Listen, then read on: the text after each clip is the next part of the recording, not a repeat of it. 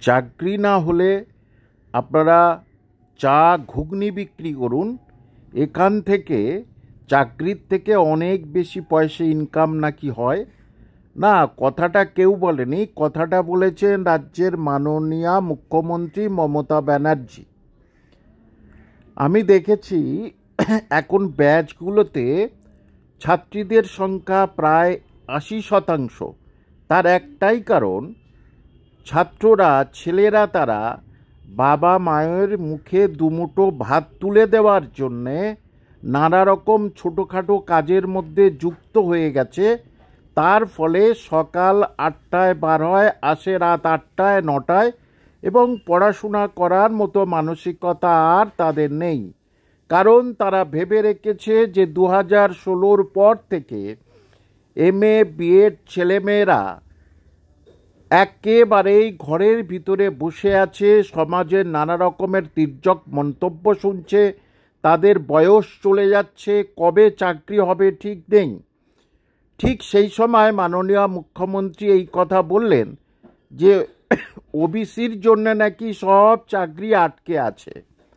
আমি গতকাল বলেছিলাম, তাহলে পিএসসির অতগুলো বিজ্ঞপ্তি দিলেন কেন? যদি বা দিলেন, তাহলে SLST 2016-র পরের আর নতুনভাবে কেন বিজ্ঞপ্তি দেওয়ার সাহস হয়নি?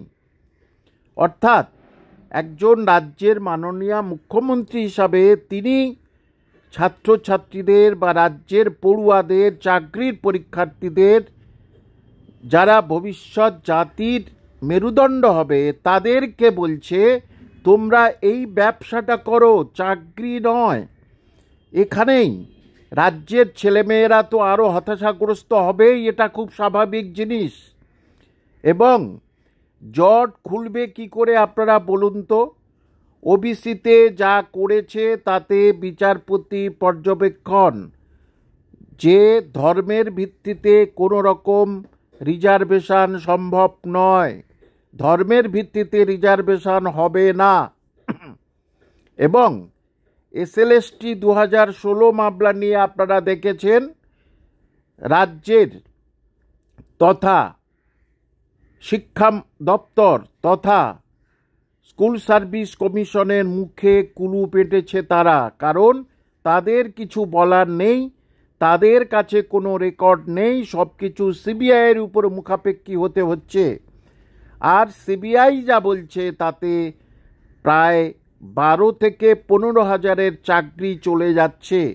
এবং সেটা যদি সেগ্রিগেশন না হয় তাহলে অবস্থা আরও খারাপ হবে। কারণ প্রধান বিচারপতি বলেছেন সেগ্রিগেশন না হলে আমার পুরো প্যানেল ক্যান্সেল করা ছাড়া কোনো গতি নাই।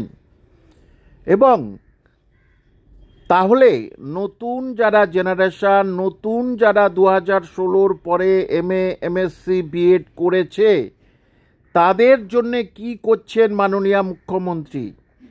আমি আগেও বলেছি, এখনও বলেছি, অন্যান্য রাজ্যগুলোতে বহু কেস আছে এইসব চাকরির পরীক্ষার জন্য, কিন্তু তারা নতুনভাবে বিজ্ঞপ্তি দিচ্ছে কোর্টের অর্ডার মেনে বা কোর্টের কাছে অনুনয় বিনয় করে। কিন্তু সেই শুভবুদ্ধি সম্পন্ন মানুষ শিক্ষা দপ্তর তথা রাজ্য সরকারের মধ্যে দেখতে পাচ্ছি না। যদি থাকতো তাহলে কিন্তু বেকার ছেলেমেয়েরা, আজকের উচ্চ শিক্ষিত ছেলেমেয়েরা বেকার হতো না।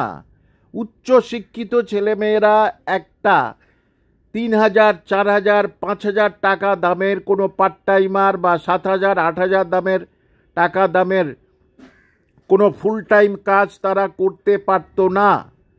তারা নিজের মায়ের, বাবার ওষুধ কেনার জন্যে আজকের এই পথে চলেছে।